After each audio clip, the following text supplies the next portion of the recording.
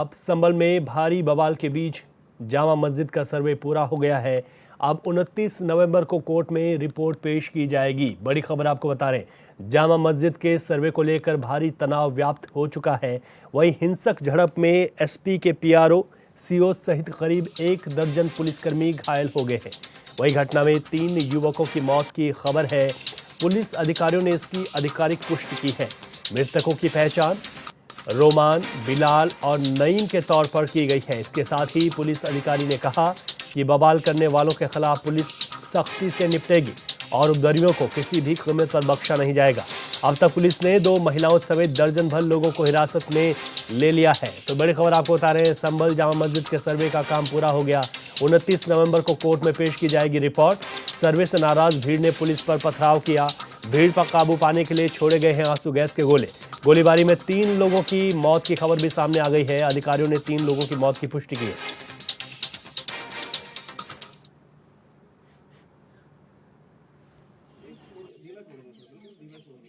Constable के सिर में गंभीर चोट आई है और इस गोलीबारी में जहां तक अभी तक कंफर्म हुआ उसके हिसाब से 3 लोगों की मृत्यु भी हुई है।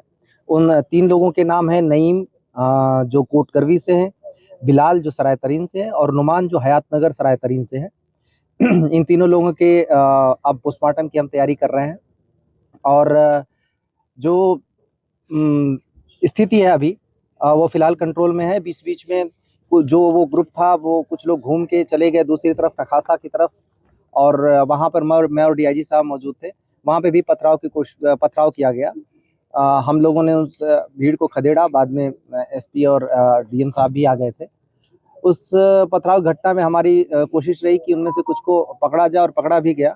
उनमें 2 महिलाएं भी पकड़ी गई जो छत पर से पथराव कर रही थी और काफ़ी कुछ 5-6 लड़के भी पकड़े गए। अभी तक कुल मिला के जो अभी तक संख्या 15 लोगों के करीब डिटेन किया गया है। उन लोगों से पूछताछ चल रही है।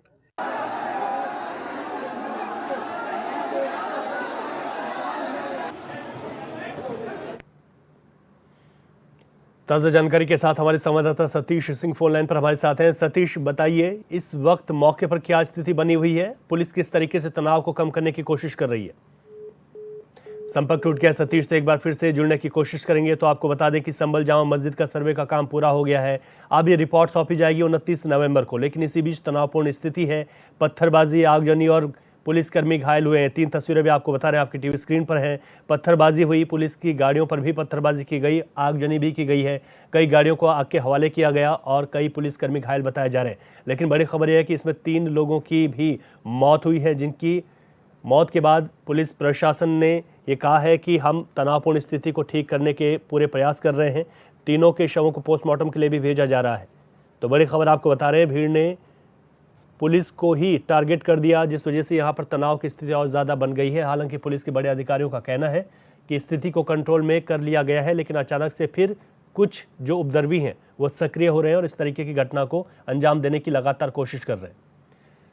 तो इन तस्वीरों से स्पष्ट हो रहा है कि किस तरीके का तनाव इस वक्त बना हुआ है। घटना के बाद इलाके में चप्पे चप्पे पर पुलिस की तैनाती की गई है। मस्जिद के चारों ओर बैरिकेड भी किया गया है। इलाके को सील किया गया है। लेकिन पत्थरबाजी की जो पहली तस्वीर आपकी टीवी स्क्रीन पर आप देख सकते हैं कि कितनी भारी संख्या में लोग यहाँ पर मौजूद हैं और एक समुदाय विशेष इसका विरोध कर रहा है। जबकि जामा मस्जिद का सर्वे पूरा हो चुका है। 29 तारीख को ये रिपोर्ट सौंपी जाएगी, लेकिन सर्वे से एक बड़ा वर्ग बेहद नाराज है और ये सीधी लड़ाई विशेष समुदाय और पुलिस के बीच देखने को मिल रही है। बड़ा अपडेट यह है कि गोलीबारी में 3 लोगों की मौत हुई है। पुलिस अधिकारियों ने 3 लोगों की मौत की पुष्टि की है।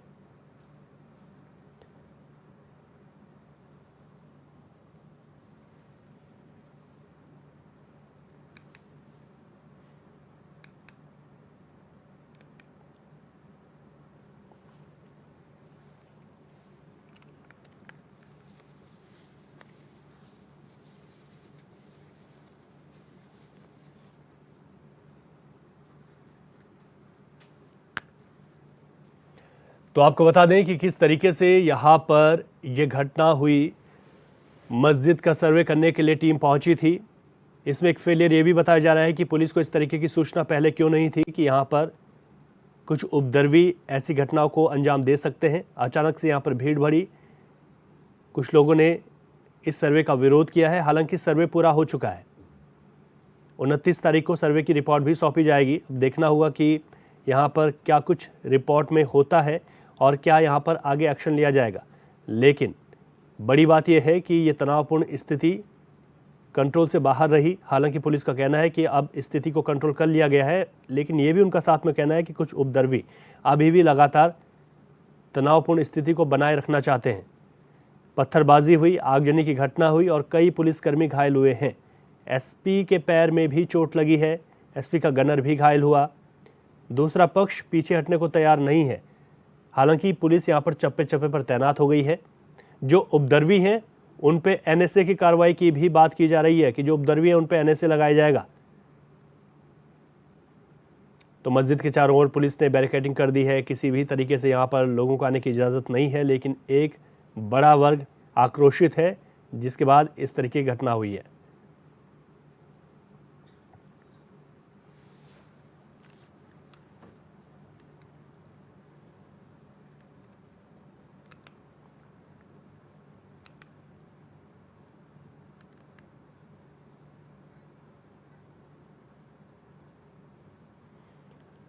और झांसी से इस वक्त बड़ी खबर आ रही है। झांसी अग्निकांड में 2 और बच्चों की मौत हुई है। मरने वाले बच्चों की संख्या 17 हो गई है। बताते चले 15 नवंबर को एनआईसीयू वार्ड में आग लगी थी। 10 बच्चों की मौके पर ही मौत हो गई थी। लेकिन दुखद ये रहा कि जो बच्चे यहाँ पर घायल थे उनकी भी लगातार मौतें होती रही और उसके बाद 7 मौतें और हो गई। कुल बच्चों की अब मौत में संख्या इजाफा होते हुए 17 हो चुकी है। एनआईसीयू वार्ड में आग लगी थी जहाँ पर बच्चे मशीनों पर रखे गए थे।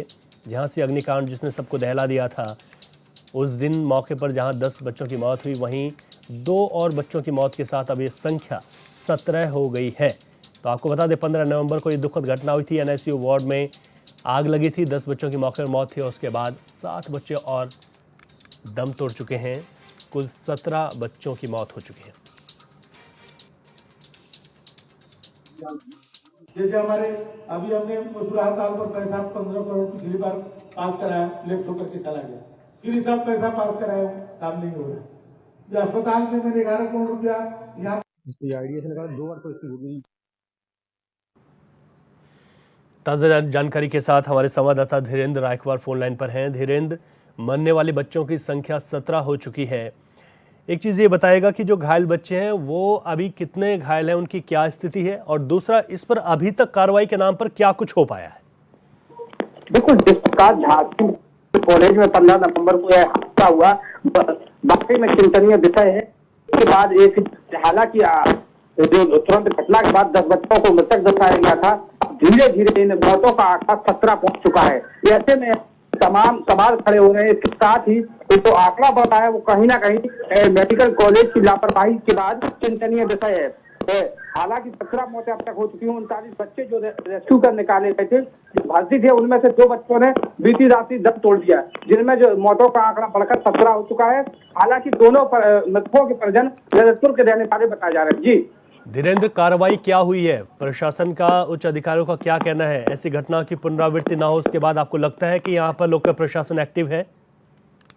बिल्कुल साफ तौर पर कह सकते हैं, जिस प्रकार तस्वीरें निकलकर सामने आई थी, कहीं ना कहीं तो जिम्मेदार लोग हैं वो अपनी जिम्मेदारी नहीं निभा पाए, और जिम्मेदारों की बात करें तो लापरवाही साफ नजर आई थी। हालांकि प्रशासन ने अब तक किसी भी प्रकार की इन जिम्मेदार जो अधिकारी थे उन पर कार्रवाई नहीं की है। हालांकि जांच का हवाला वो रटाया जवाब अधिकारियों का रहता है। अब ऐसे में एक और तस्वीर निकलकर सामने आई है झांसी में कि झांसी कमिश्नर साहब के पिताजी का इलाज चल रहा था, जिसमें अलग से 5 डॉक्टरों की टीम लगाई गई थी, जबकि यहाँ हादसा हो गया था। ये भी एक बड़ा सवाल होता है। जी, बड़े सवाल हैं, कई सवाल खड़े हो रहे हैं, और यहाँ पर अगर बड़ी कार्रवाई होती तो ऐसी घटनाओं की पुनरावृत्ति नहीं होती और ये नज़ीर बनता, लेकिन फिलहाल ऐसा कुछ नहीं है। आप नज़र बनाए रखें। शुक्रिया आपका धीरेन्द्र। खबरों विस्तार से आगे बढ़े। रविवार को सीएम योगी आदित्यनाथ 2 दिवसीय दौरे पर गोरखपुर पहुंचे, जहां उन्होंने गोरखपुर विश्वविद्यालय परिसर में आयोजित अखिल भारतीय विद्यार्थी परिषद के 70वें राष्ट्रीय अधिवेशन के समापन समारोह में मुख्य अतिथि के रूप में शिरकत की। इस मौके पर सीएम ने यशवंतराव केलकर युवा पुरस्कार से सम्मानित भी किया। कार्यक्रम को संबोधित करते हुए सीएम योगी ने अधिवेशन को लेकर सभी को बधाई दी। बता दें कि प्रोफेसर यशवंत राय केलकर युवा पुरस्कार उन लोगों को प्रदान किया जाता है जिन्होंने सामाजिक परिवर्तन में उल्लेखनीय योगदान दिया है।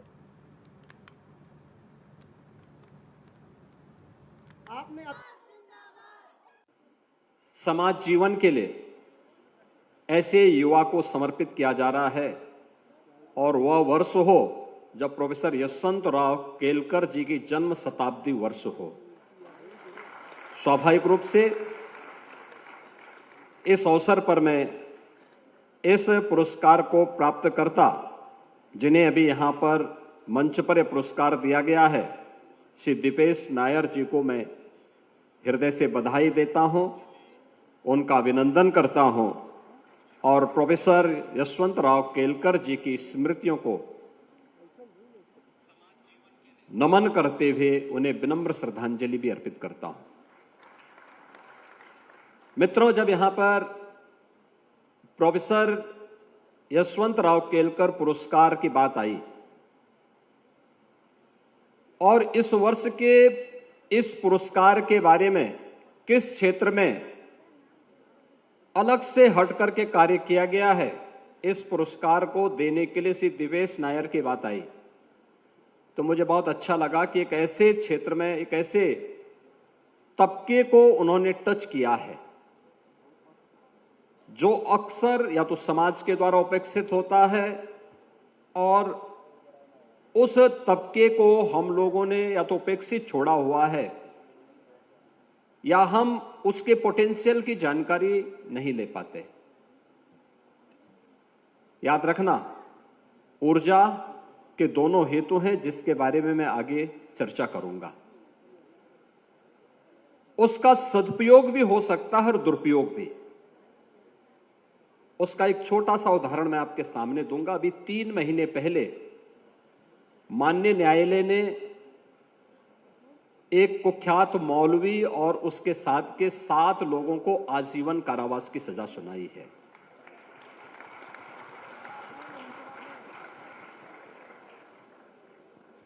ये इसलिए सजा नहीं हुई कि वो मौलवी था, उसके पीछे एक घटनाक्रम आता है। 2019-20 की घटना है। मेरे पास एक रिपोर्ट आई, एक मंदिर में एक संत पर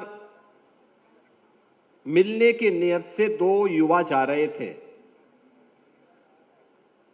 और जब उस युवाओं की जांच हुई तो उनके पास एक सामान्य ब्लेड मिली, उनसे पूछताछ करके छोड़ दिया गया। मैंने संत के बारे में डिटेल लिया और मैंने कहा दोनों युवा कौन थे। संबंधित जनपद के पुलिस अधीक्षक को मैंने फोन करके पूछा, मैंने कहा दोनों युवा कौन थे। तत्कालीन जो हमारे डीजीपी थे उनसे मैंने कहा भी इन दोनों युवाओं के बारे में डिटेल लो।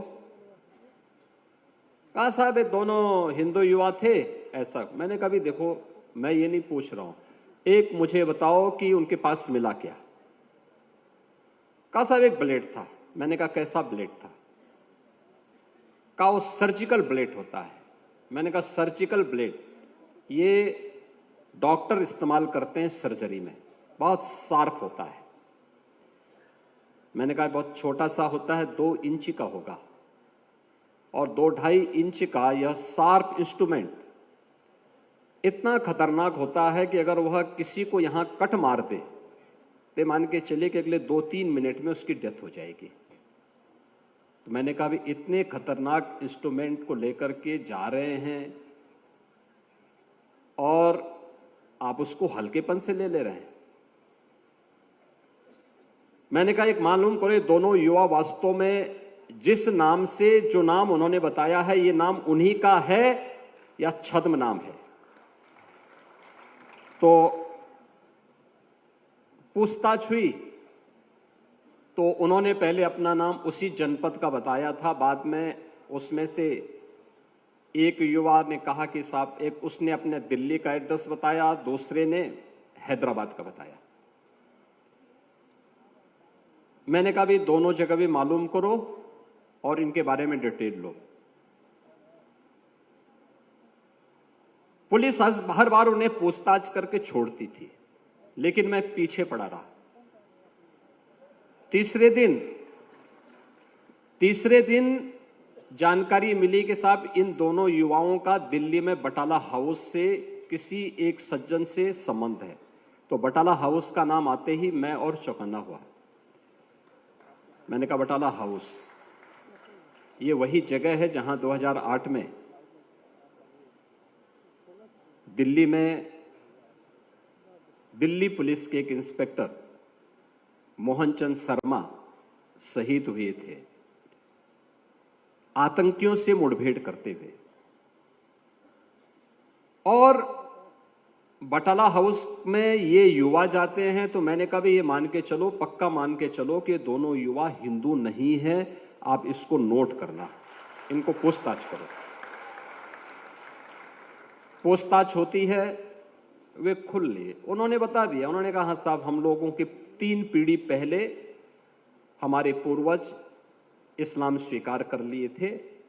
अब चूंकि 3 पीढ़ी पूर्व हो चुका था तो लेकिन हम लोग फिर भी वे सच बोलने का नहीं, सच तो इनको अब बकना पड़ेगा। और इसके बाद जब हम लोग उसकी तह में गए तो वह उस सर्जिकल इंस्ट्रूमेंट को लेकर के गए थे एक संत की हत्या करने के लिए। संभल में सर्वे को लेकर हुए बवाल पर उप मुख्यमंत्री केशव प्रसाद ने बयान दिया। उन्होंने कहा कि सरकार कोर्ट के आदेश का पालन कराती है, कोर्ट के आदेश के पालन में बाधा नहीं डालनी चाहिए। सपा अगर चुनाव में हारने के बाद अपने समर्थकों से उपद्रव कराएगी तो उसका खामियाजा भुगतना पड़ेगा। का कोई आदेश है तो सरकार नहीं, देखिए मैं अभी क्योंकि बैठक में था आपसे सुन रहा हूं, लेकिन माननीय न्यायालय का कोई आदेश है तो सरकार उस आदेश का पालन कराती है और किसी को उस आदेश के पालन में बाधा नहीं डालनी चाहिए। अगर समाजवादी पार्टी चुनाव में हारने के बाद अगर अपने समर्थकों से कोई उपद्रव कराएगी तो उसको निश्चित तौर से इसका खामियाजा भुगतना पड़ेगा।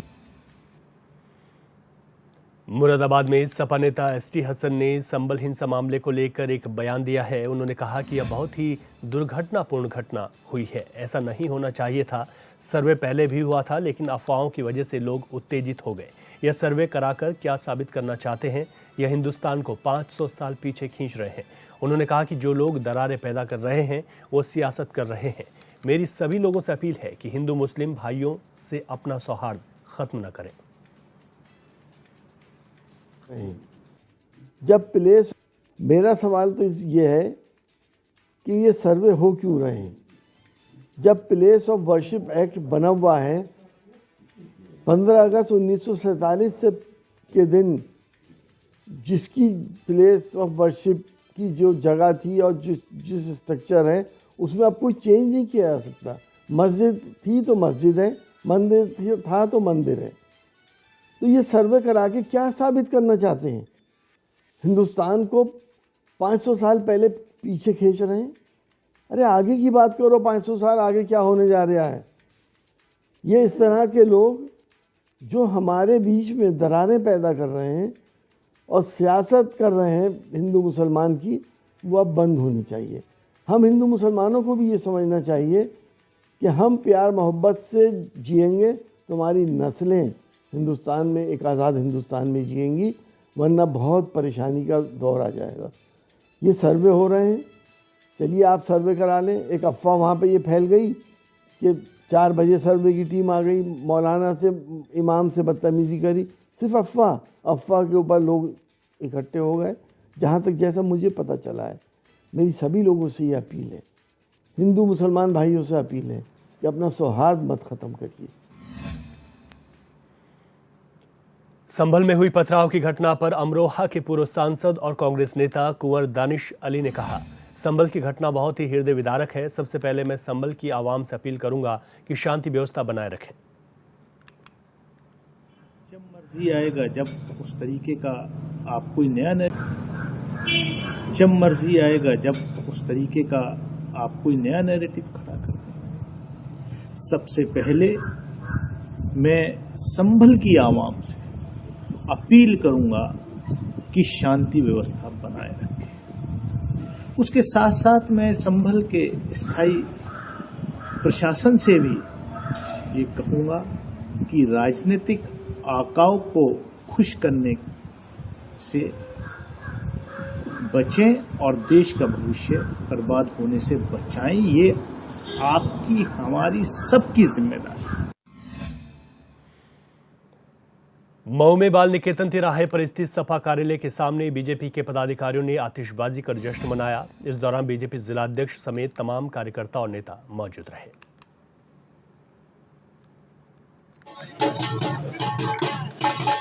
उत्तर प्रदेश के यशस्वी मुख्यमंत्री परम पूज्य श्री योगी आदित्यनाथ महाराज जी के नेतृत्व में विधानसभा उपचुनाव में 9 जगह चुनाव हुआ था, जिसमें कि भारतीय जनता पार्टी ने 7 जगह अपना परचम फैलाया है। और इसी परचम को फैलाने के उद्देश्य से आज हम सभी सम्मानित कार्यकर्ता बंधु भारतीय जनता पार्टी के जिला मुख्यालय पर एकजुट होकर के इस खुशी का हम लोगों ने आज यहाँ पर जश्न मनाया है। यूपी सरकार के परिवहन मंत्री दयाशंकर सिंह बलिया पहुंचे, जहां पीडब्ल्यूडी के डाक बंगला में गेस्ट हाउस के लोकार्पण के दौरान लापरवाह अधिकारियों को नसीहत दी। मंत्री ने कहा कि विकास के लिए पैसा भेजा जाता है तो लापरवाह अधिकारी उस पैसे को लेफ्ट कर दे रहे हैं। जिला प्रशासन द्वारा समय से कार्य नहीं होने पर पैसा लैप्स होकर चला गया। जिला प्रशासन कार्य नहीं कर रहा है, इस मामले में दोषी अधिकारी बख्शे नहीं जाएंगे। जैसे हमारे अभी हमने मसूरा ताल पर पैसा 15 करोड़ पिछली बार पास कराया, लेफ्ट होकर के चला गया। फिर ये सब पैसा पास कराया, काम नहीं हो रहा। जो अस्पताल में मैंने 11 करोड़ रुपया यहाँ पर मशीन के लिए मैंने भिजवाया कि यहाँ पर सिटी स्कैन से लेके सब चीज किया जाए। यहाँ के सीओ ने ये लिख करके नहीं भेजा कि हर इसका संचालन कौन करेगा। मैं CSR फंड से पैसा भिजवाया, वो जो है लेफ्ट हो गया, नहीं हुआ। ऐसे हम पैसा भेजते हैं वहां से, यहाँ काम नहीं होता। तो इस तरह से थोड़ी होगा कि जो हमारे खुद विभाग था, अभी मैं 3 दिन पहले आया तो खुद जाकर के देखा कि एक बिल्डिंग गिराने में महीनों दिन लगा रहे हैं। रामपुर के ज्वालानगर साई विहार कॉलोनी की सड़कों पर नली का गंदा पानी भरा हुआ है। मोहल्लेवासी गंदे पानी से गुजरने को मजबूर हैं। वहीं नाराज लोगों ने वार्ड सदस्यों पर सफाई नहीं करने का आरोप लगाया।